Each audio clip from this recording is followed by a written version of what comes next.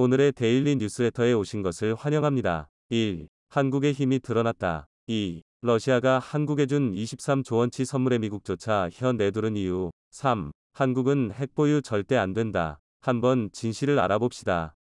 대한민국이 세계에서 최강의 전투력을 증명했습니다.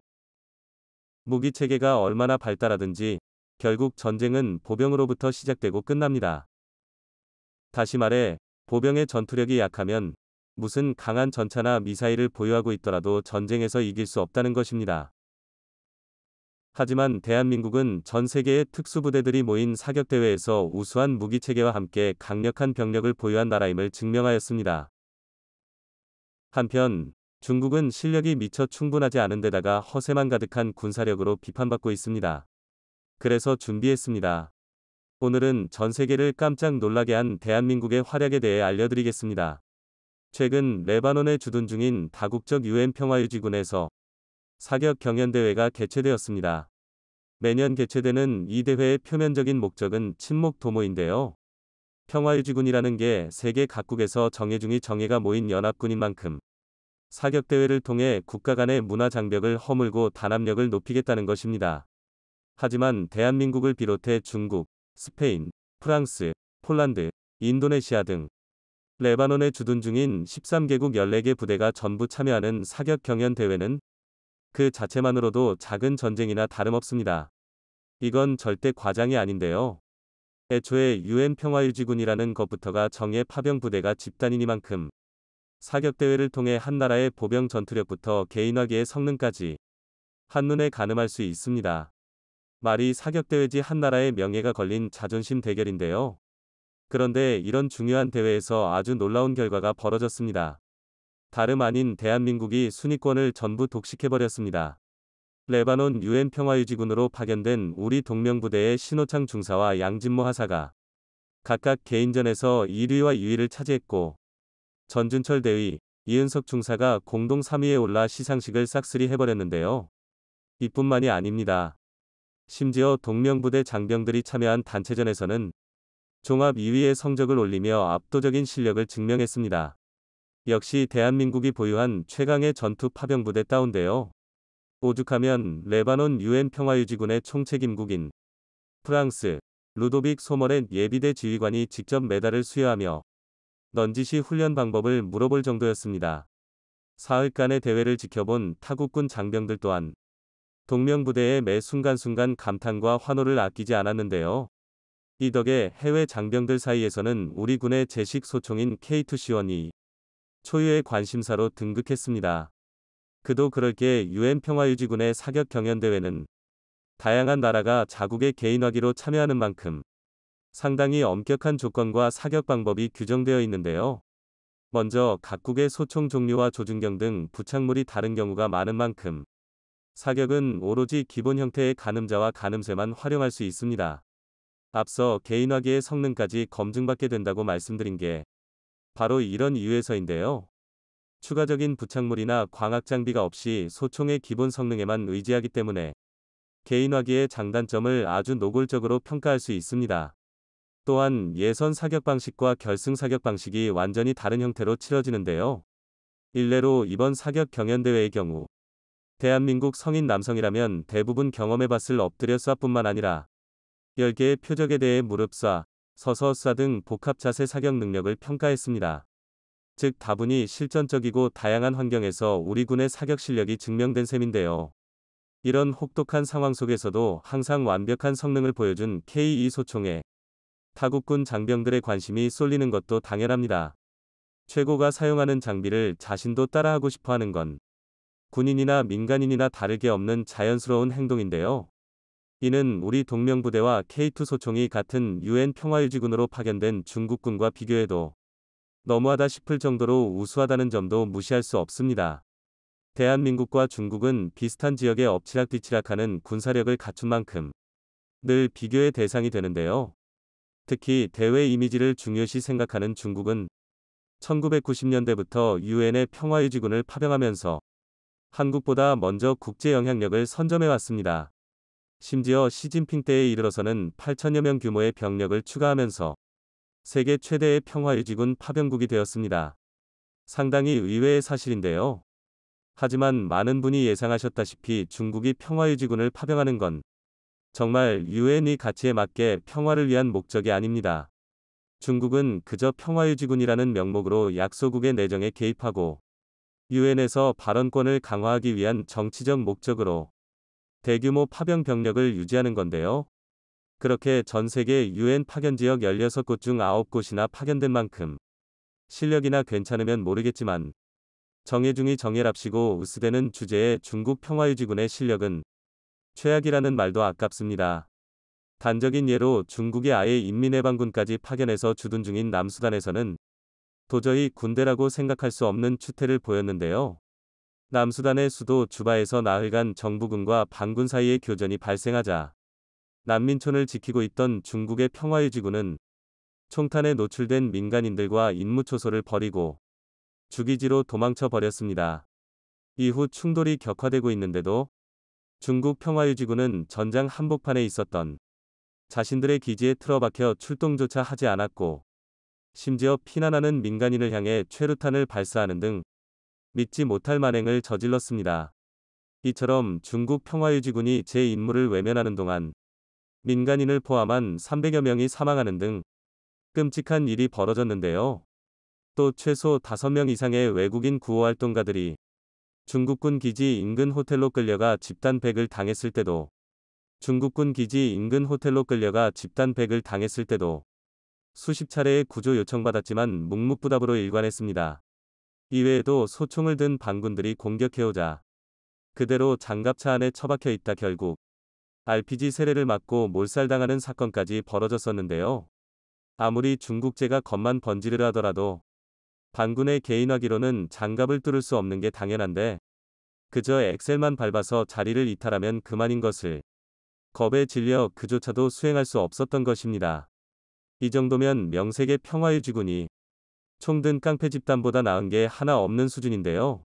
16년 동안 레바논에 주둔하면서 신이 내린 천사라는 찬사를 듣는 우리 동명부대와는 정말 비교할 수 없을 정도로 막장인 모습입니다. 폭발물 제거부터 의료 지원, 태권도 지도까지 치안 유지와 민생 안정에 있어 폭넓게 활동 중인 동명부대는 2020년 최악의 참사라고 불리는 베이루트 항구 폭발 사고에서도 활약했는데요. 당시 동명부대는 기지에 보관 중이던 마스크 등 생필품 6천여 세트를 선뜻 제공했을 뿐 아니라 의약품 등 구호물자 4천여 세트를 현지 구매해 전달하는 등 구호 활동에 동참했고 반정부 시위가 격화되자 치안 유지의 최선봉에 기꺼이 앞장섰습니다. 이처럼 규율과 실력에서부터 이미 하늘과 땅 차이니 사격대회에서도 수준 차이가 여실히 드러날 수밖에 없는 건데요. 실제로 중국은 상위 6개국이 진출하는 결승전조차 진출하지 못하면서 처참한 실력이 낱낱이 까발려졌습니다. 더군다나 중국 평화유지군은 2019년 자체 개발한 최신식 소총인 QBZ-191을 운용하고 있었습니다. QBZ-191은 대표적인 숏 스트로크 가스 피스톤 방식의 소총으로 K2의 롱 스트로크 방식과 정반대의 구조인데요. 이론상 사격 시 노리쇠가 움직이는 길이가 짧기 때문에 반동이 적고 명중률이 높습니다. 다만 신뢰도가 떨어지는 게 단점인데요. 즉 소총 구조적으로 봤을 때 중국 평화유지군이 우리 군의 선수들보다 더 유리한 위치에서 시작한 셈입니다. 하지만 그럼에도 불구하고 결과는 정반대였는데요. 우리에게 하도 익숙하다 보니 흔해 보이지만 사실 K2 소총은 명중률과 신뢰도를 모두 잡은 세계적인 명품 소총입니다. 우선 안전, 단발, 연발, 점사 4가지 발사 모드를 모두 제공하거나 온도에 맞춰 가스 배출량을 조절할 수 있다는 것 자체가 매우 드문 옵션인데요.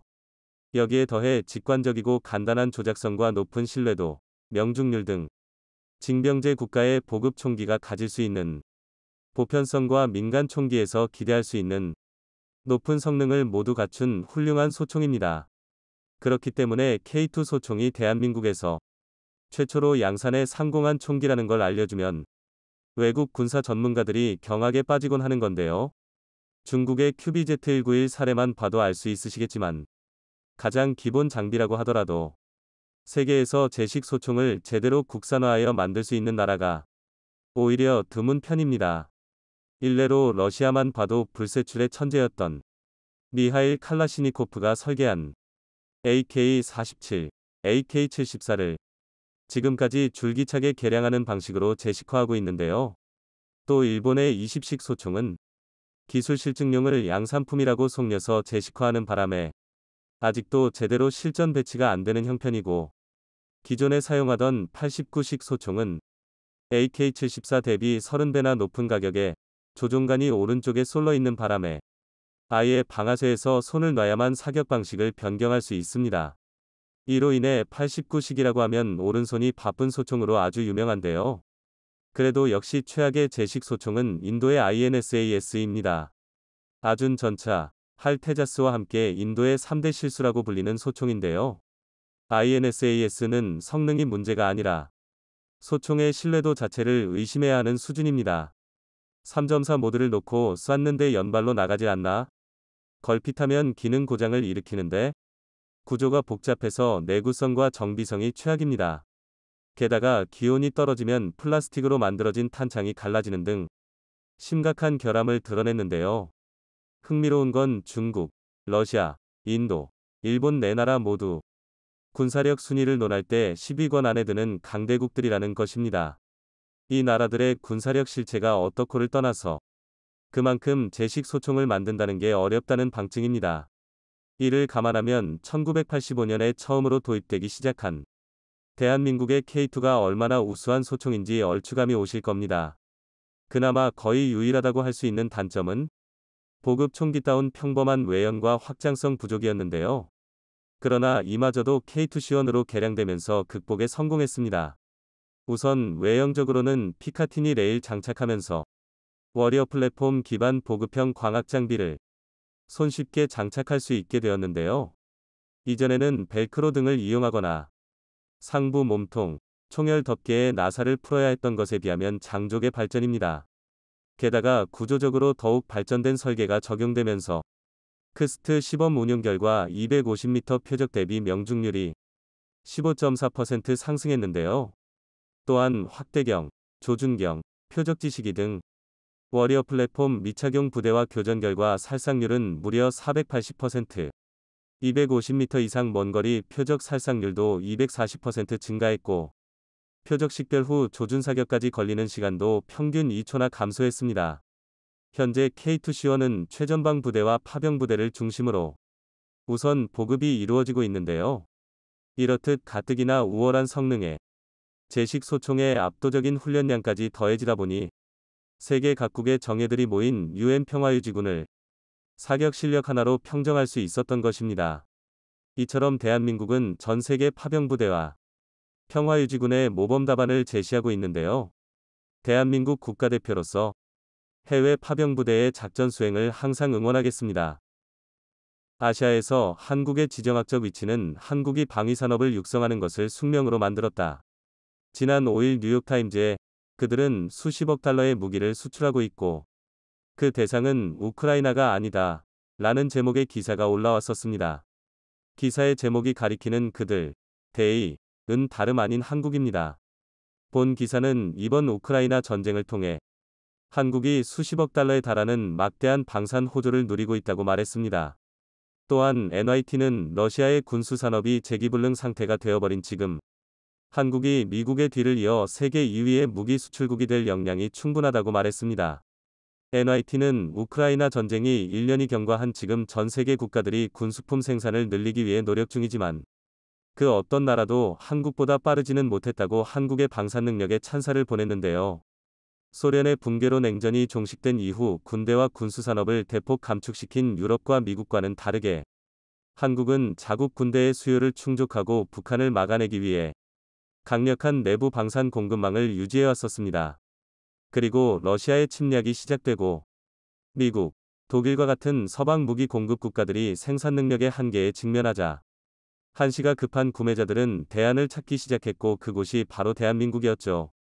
지난해 한국은 173억 달러에 달하는 무기를 수출했고 그중 124억 달러어치가 우크라이나에 인접한 폴란드로 수출되었습니다. EU와 나토에서도 놀라만한 규모의 계약이었기에 한국이 정말로 그 많은 무기를 지구 반대편의 폴란드까지 공급할 능력이 되는지 의심을 받았었는데요. 한국은 지난해 8월 폴란드와 전차 및 자주포 수출 이행 계약을 맺고 단 3개월 만에 초도 물량을 인도하며 신속한 납품 능력을 입증해냈습니다. 또한 2023년이 시작되고 단 석 달 만에 올해 폴란드에 납품하기로 한 전차와 자주포 물량을 전부 출고시켰죠. 반박할 수 없는 물증으로 능력을 증명해낸 한국은 지난해 폴란드 이외에도 이집트, 아랍에미리트와 대규모 판매 계약을 체결하는 데 성공했습니다.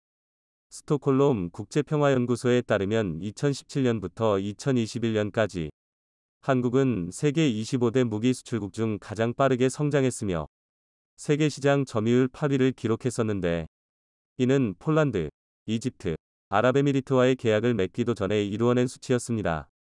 NYT는 한국이 4대 무기 수출국으로 자리잡기 위해 방위산업을 발전시키고 있으며 특히 K9의 제조사인 한화에어로스페이스가 수백 대의 K9 수요를 감당하기 위해 내년까지 생산 라인을 3배로 늘릴 계획이라고 전했습니다.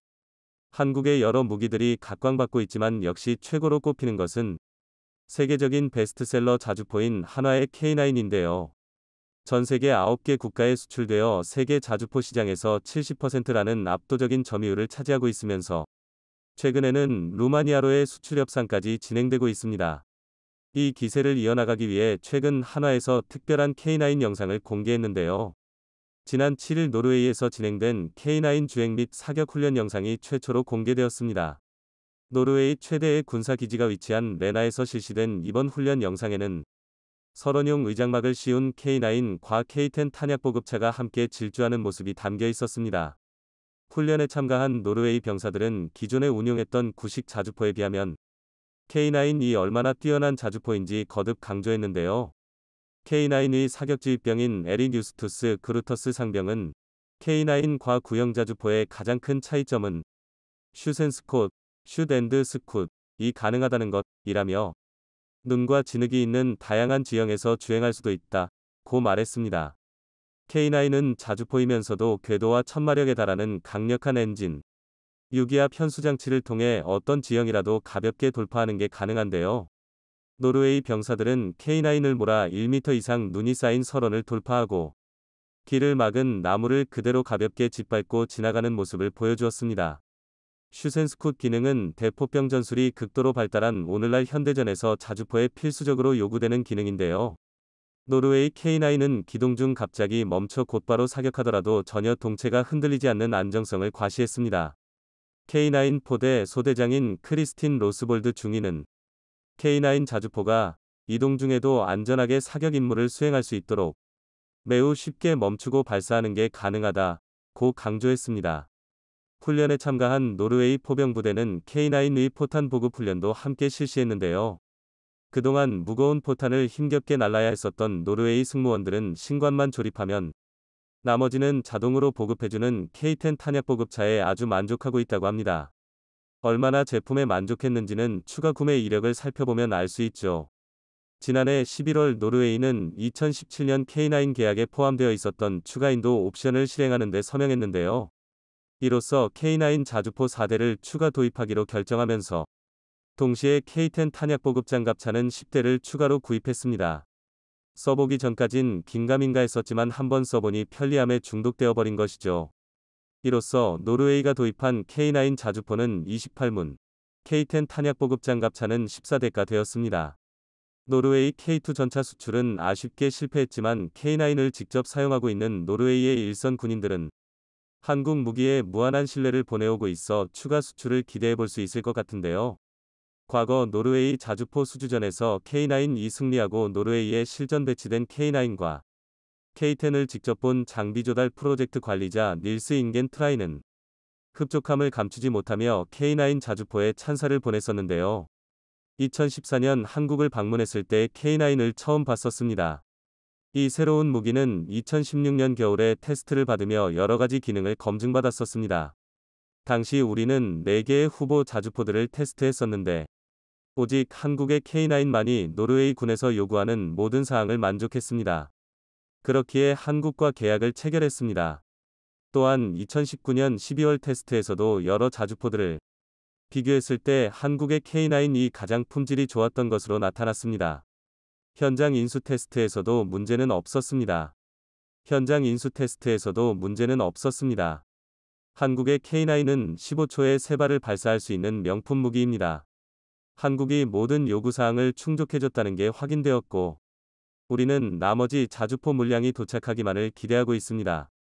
노르웨이 관계자의 말처럼 독일의 PZH-2000, 프랑스의 CESAER, 미국의 팔라딘 자주포와 경쟁하여 K9은 모든 부분에서 압도하며 자주포 도입 사업에서 승리할 수 있었습니다. 특히 노르웨이군에서 가장 만족했던 부분은 K9의 훌륭한 차체에서 기반한 완벽한 반동 제어 능력이었다고 하는데요. 보시듯이 기반이 불안정할 수밖에 없는 설원 지형에서도 K9 자주포는 전혀 흔들림 없는 사격을 보여줍니다. 이렇게 반동을 완벽하게 제어함으로써 K9은 연속 발사 시에도 제원을 수정할 필요 없이 정확하게 목표물을 타격하는 게 가능합니다. 이러한 사격 안정성 덕분에 K9 자주포는 단독으로 토트, 타임 온 타겟, 사격이 가능한 몇 안 되는 자주포 중 하나인데요. 토트 사격은 서로 다른 시점과 지점에서 발사한 포탄을 목표 지점에 동시에 착탄하도록 계산하여 발사하는 사격술로 적이 포격에 대응하여 은원패조차 할 시간도 주지 않고 한 번에 넓은 구역을 초토화시켜 적을 섬멸할 수 있지만 매우 치밀한 사격 재원 계산이 필요한 고난이도의 전술입니다. 보통은 한 개 포대, 6문 단위로 실시되는 것이 토트 사격이지만 고도의 사격 동제 장치와 고성능의 자동 장전 장치를 갖추고 있는 K9 자주포는 단 1문만으로도 토트 사격이 가능합니다. K9은 최대 3발이 토트 사격이 가능한데요. 계량을 통해 표적 확인부터 재원 계산, 장전과 사격까지 전 과정을 자동화하여 분당 발사 속도를 6발에서 9발까지 끌어올린 K9A2는 최대 5발이 토트 사격이 가능할 것으로 예상되고 있습니다. 한화에어로스페이스의 손재일 사장은 앞서 NYT와의 인터뷰에서 미국이 모든 무기를 만들 수는 없다고 말했습니다. 또한 러시아와 중국과 경쟁하는 미국이 항공모함, 핵잠수함, 스텔스 전투기 등 첨단 무기 개발에 열중하는 동인 북한의 막대한 재래식 병력을 막아내야 했던 한국은 포, 장갑차, 전차 등 중급 무기 개발에 주력해왔었다. 이 부분에서 기술 경쟁력을 확보할 수 있었다고 덧붙였는데요. 미국의 각종 첨단 기술이 들어간 장비들은 물론 성능이 좋지만 대부분의 국가에서 감당하기 어려운 가격표도 함께 붙어 있습니다. 그런데 한국에서 적당한 가격에 미국의 바로 턱밑까지는 쫓아갈 수 있는 성능의 나토 규격을 가진 무기들을 제시했으니 예산난에 허덕이는 국가들에게 한국 무기는 하늘에서 내려온 동아줄이나 다름없었죠. NYT에서는 한국은 기술을 이전하고 현지 생산을 추진하여 구매국의 방위산업을 강화함으로써 무기 수출 거래를 성사시킨다며 한국은 이러한 방법으로 얻을 수 있는 이득이 얼마나 강력한지를 이해하고 있다고 강조했습니다. 한국은 무기 수출을 통해 단순히 한 번 팔고 크게 벌고 끝이 아닌 판매국에 한국이라는 브랜드를 각인시키는 전략을 사용하고 있는 것이죠.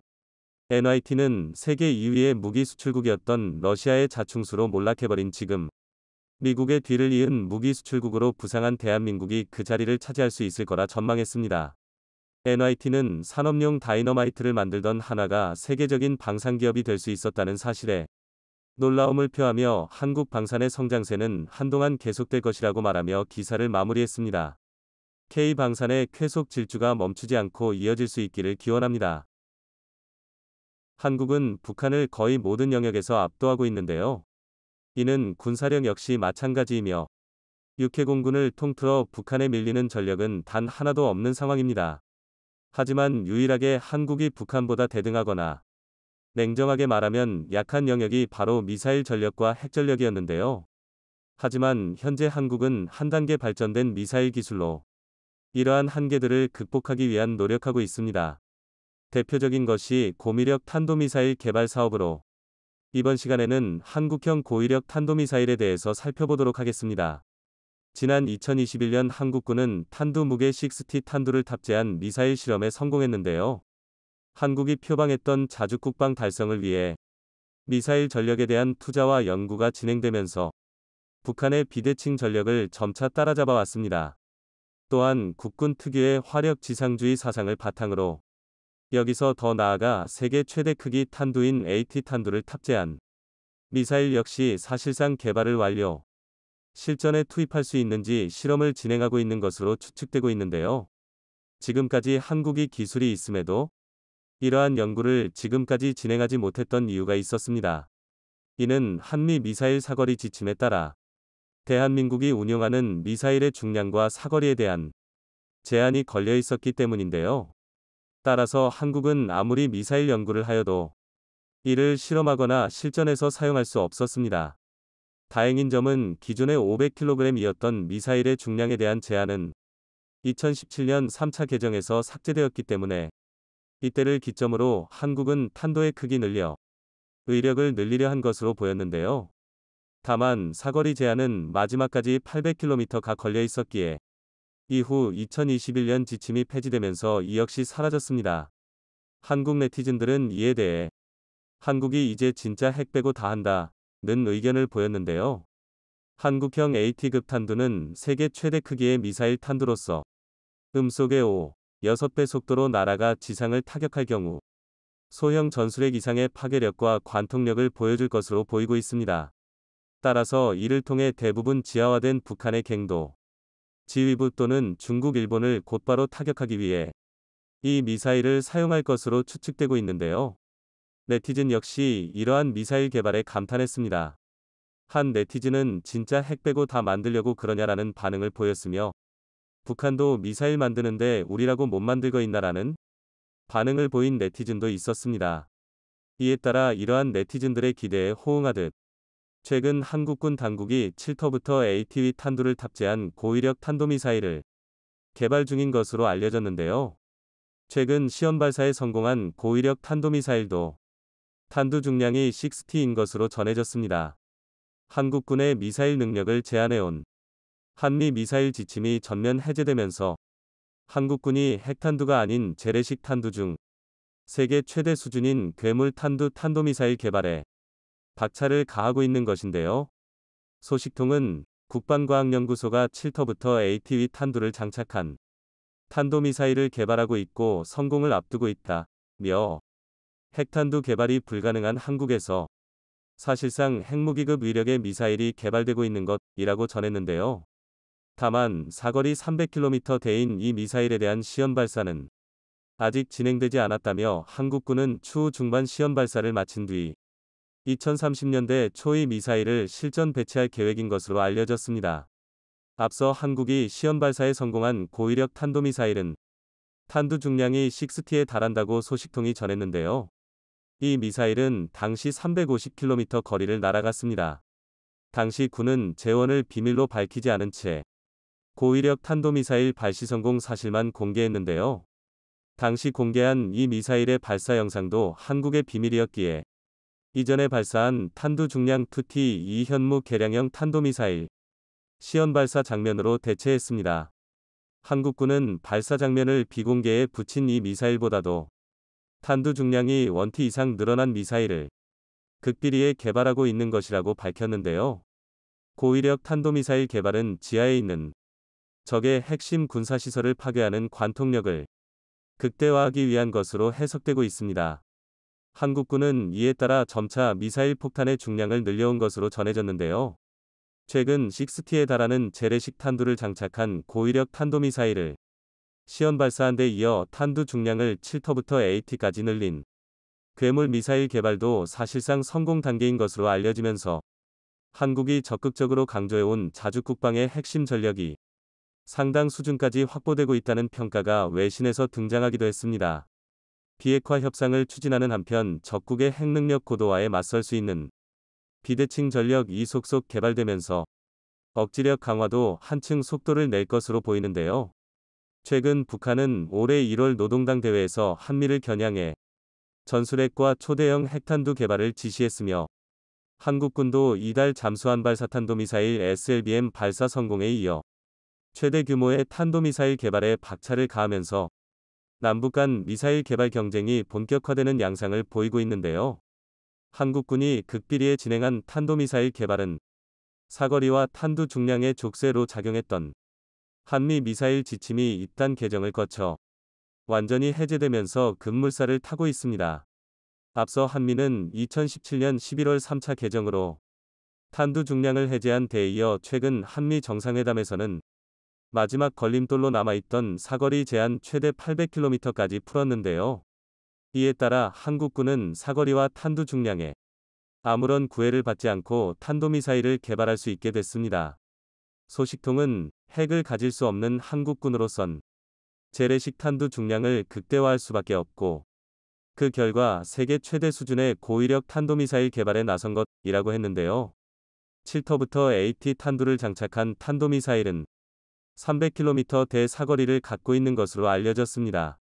국방과학연구소는 6T짜리 탄두를 탑재한 고위력 탄도미사일의 시험 발사에 성공한 만큼 7터부터 AT위 탄두를 탑재한 탄도미사일의 시험 발사도 앞으로 무난하게 성공할 것으로 보고 있다고 밝혔는데요.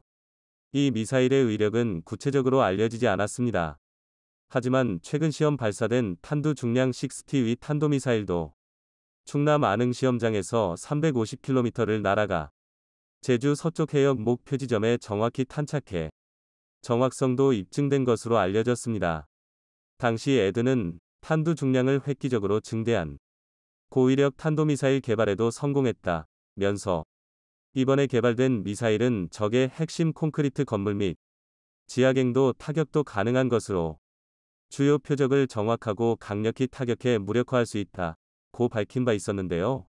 이 때문에 지하 100m에 있는 것으로 알려진 북한 수뇌부의 벙커와 군 지휘시설 등을 겨냥해 관통력을 획기적으로 극대화한 미사일인 벙커버스터를 개발하는 수순에 한국군이 나선 것이라는 분석이 등장했습니다.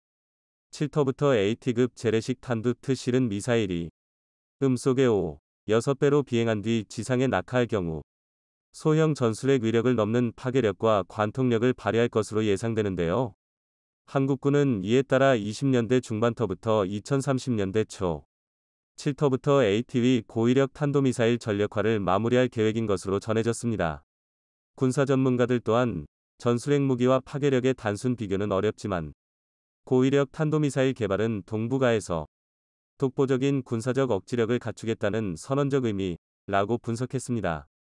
다만 SLBM 과고위력 탄도미사일 등 신형 전략무기 개발이 남북 관계에 미칠 영향도 주목되고 있는데요.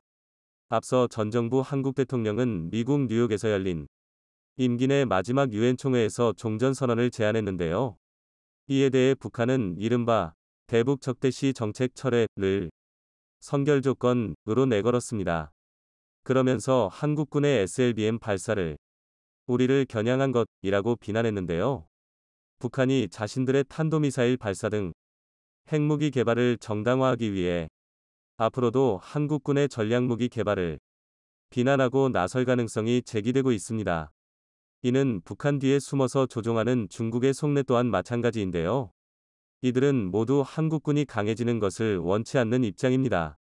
그러나 한국군의 미사일 개발에 있어 족쇄로 여겨졌던 한미 미사일 지침이 42년 만에 역사 속으로 사라짐에 따라 미사일 사거리 제한 완전 해제로 미사일 주권을 온전히 회복하게 된 한국은 사거리에 구애받지 않는 중장거리 탄도미사일을 개발할 수 있는 길이 열렸고 군사 정찰 위성을 수시로 쏘아 올릴 수 있는 우주로켓 기술도 더욱 진전되는 계기가 될 것으로 보인다는 평가도 들었습니다.